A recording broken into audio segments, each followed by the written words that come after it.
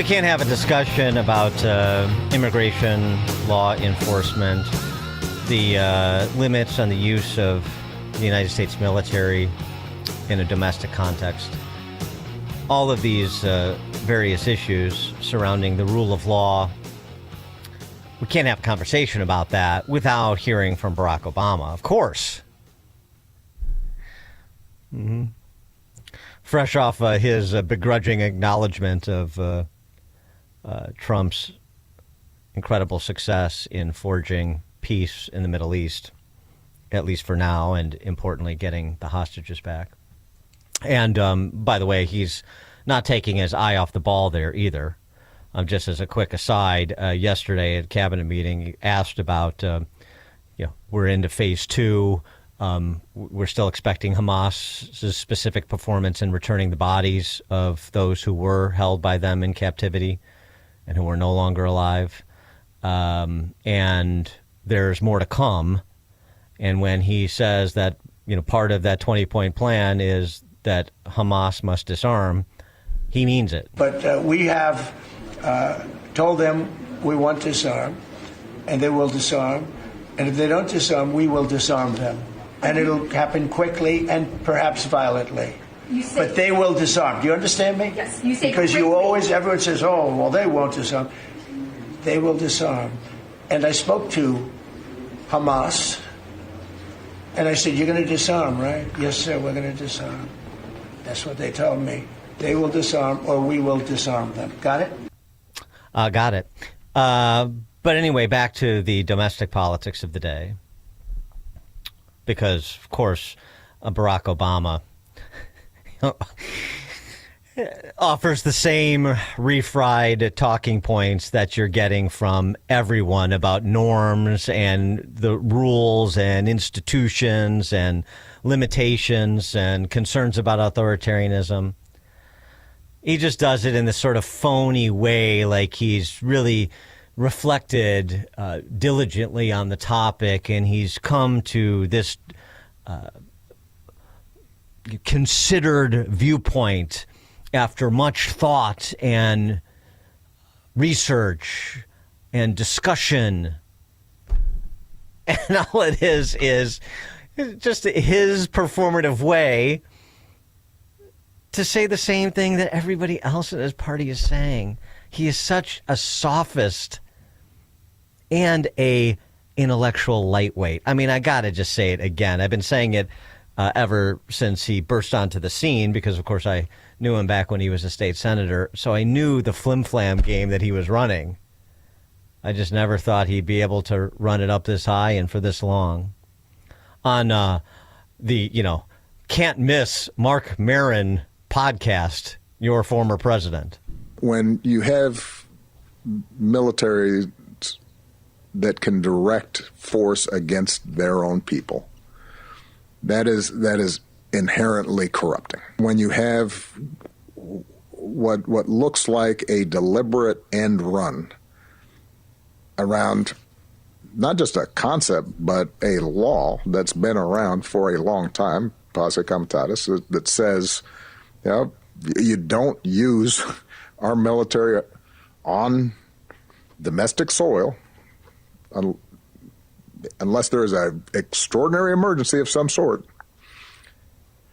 That when you see an administration suggest that ordinary street crime is an insurrection or a terrorist act, that is a genuine effort to weaken how we have understood democracy.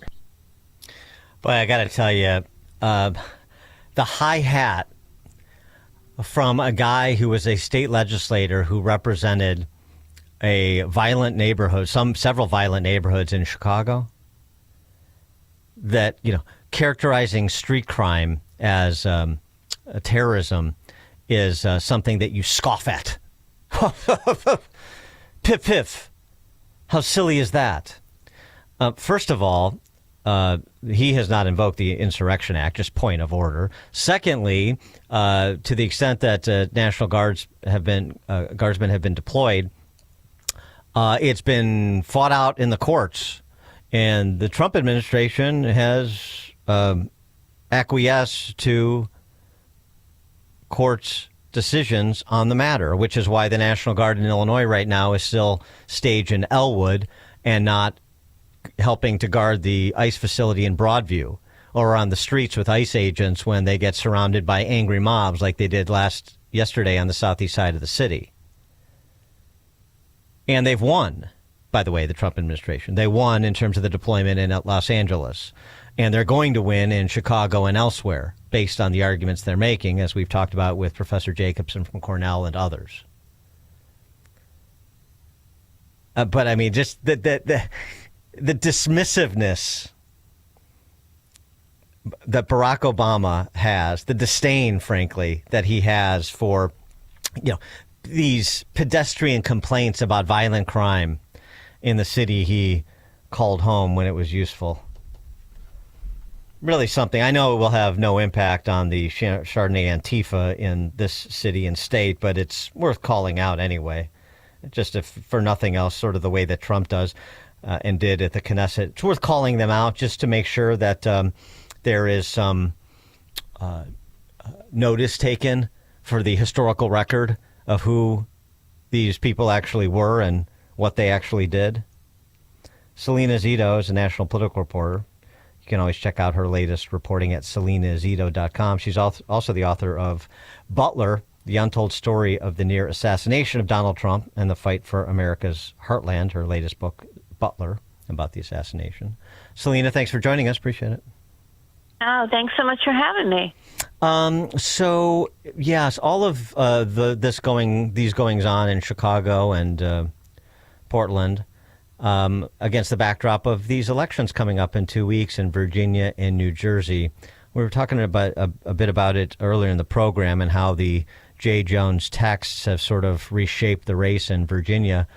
But I wonder, the big question that I had for you, at least starting our conversation about that, well, the impact of this issue, number one, and then secondly, the impact of this issue as it relates to Trump turnout in Virginia and New Jersey. Are we going to see what we have rarely seen, which is a lot of, a significant percentage of Trump voters turning out when Trump isn't on the ballot?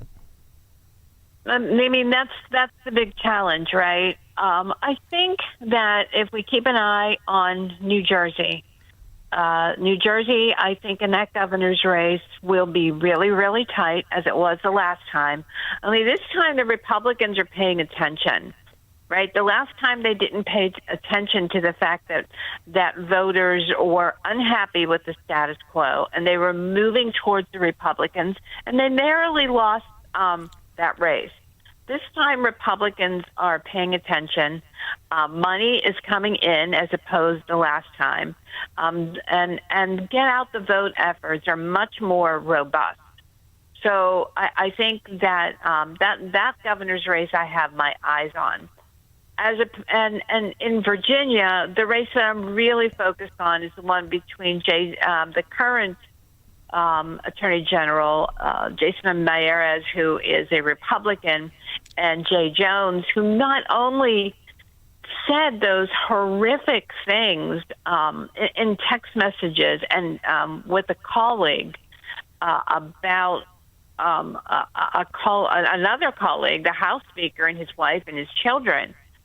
But he also was caught speeding. I think it was 117 miles an hour, and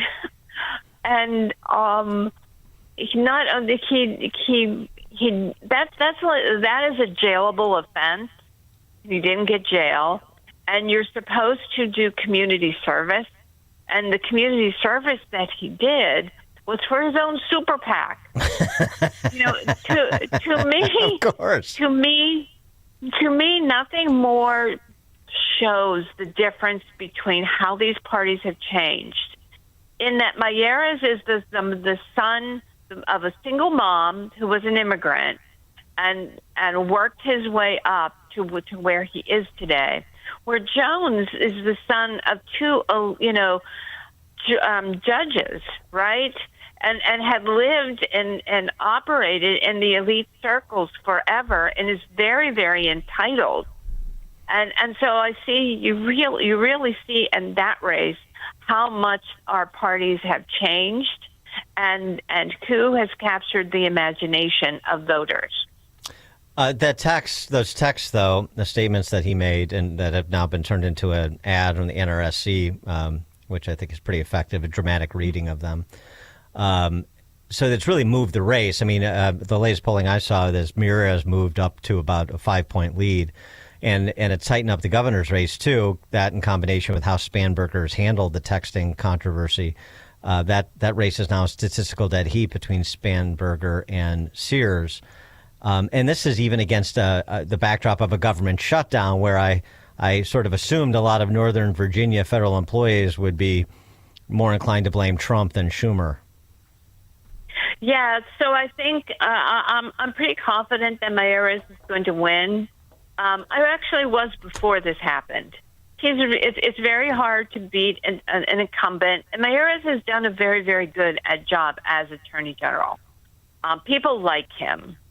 As far as Sears and Spanberger, I'm less confident that Sears wins.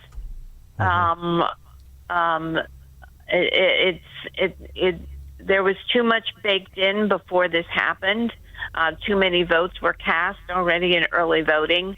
So I'm not convinced she can get over the finish line. Now, stranger things have happened, but I'm less confident that she wins. Well, I mean, as I mentioned when we were talking about this a bit earlier in the program, I mean, the Republican operatives I talked to had all but given up on Sears about 6 weeks ago. And now all of a sudden it's statistical dead heat. So it just shows you how quickly the race changed. And Spanberger is not helping her cause much with these her bizarre debate performance where she wouldn't address the Jones text. And then she can't seem to give you a straight answer on whether she still believes that boys should be able to play girls' sports or not. Yeah. A couple, to your point, 6 weeks ago I would have said Spanberger won by 12 points. I have her at about 4 points now. But you're right. Like if you had a playbook to put out there about how not to handle a crisis, I think Abigail Spanberger is like reading it because she is not handling this well at all. She's not answering questions, and she has taken the tactic that it's sort of the old Joe Biden tactic and Kamala Harris tactic where you just don't answer the question. The Spanberger and Mickey Sherrill, I mean, the parallels here. So Mickey Sherrill, the Democrat candidate in Jersey, and then Spanberger, of course, in Virginia. Two sort of suburban, middle-aged white women, came from Congress, sort of present themselves as moderate, even though their voting records are pretty much indistinguishable from AOC's. Right. And they were sort of the same sort of on, checking all the boxes and all the cultural touchstones of the last several years on identity, political, cultural touchstones. And now it doesn't seem to be working. So even if Spanberger survives and wins that race, and maybe Cheryl does, maybe she doesn't. But, I mean, the fact that it's so close in states that are pretty blue, I just wonder if there's going to be any takeaways that lead to some pivoting for both parties, but particularly the Democrats. You're right.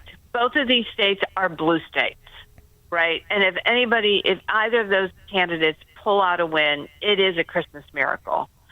In terms of reflection, I still think that the only party right now that needs to be reflective is the Democrat Party. Not because the Republicans are, perfect. However, they are meeting the moment, and they are where voters are right now.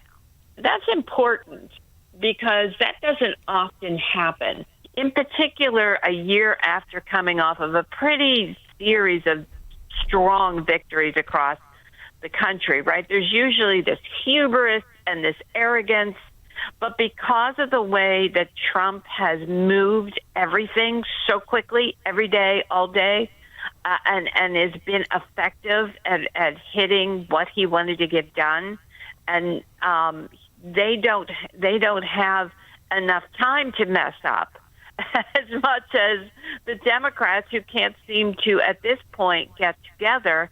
And I think the Democrats' problem in getting it together is most reflective in what you saw in that interview yesterday that you pointed out with Barack Obama. This is the guy who cannot understand what happened. He cannot understand because he believed that he was the guy who changed everything. He did, but that's because there was an equal and opposite reaction to who he was. And his vice president it kind of squandered everything along with Trump winning. So he's sort of left very confused by what direction the country went, because as he said in that interview, I set the table for y'all, and look what happened. And the thing that I think that gets his goat the most is that a lot of his voters voted for Trump. Oh, not yeah. Not once, not twice, but 3 times. And he can't believe they betrayed him in that way. Well, and they're not coming back, I don't think. No, I mean, at least no. not to the party as it's currently constituted. But the problem they have, it seems, and I'm not here to provide advice and counsel to them, but I'm just as an observer, is, on the one hand, you want to present Abigail Spanberger as some sort of moderate in Virginia. Cheryl, to some extent, the same way in New Jersey. Maybe they make it across the finish line. Maybe they don't. But the context of this is all of the aspirants for the nomination of that party in 28, Pritzker, Newsom, and so forth, they're all competing to see who can be the most outlandish critic of Trump and Trump policies. So it just doesn't seem like there's any room for a real pivot. There isn't. That isn't the answer. They've misread the election. They've misread the voters. They don't understand the voters at all. If Pritzker wants to be president, he needs to get out of Cook County, because that apparently is the only place that he goes to. He needs to go to counties all over your state, because if he wants to understand what kind of voters decide elections, because it's not the voters that live and work in Cook County. It's the kind of voters that are in Erie County, Pennsylvania, or Ashtabula County, Ohio.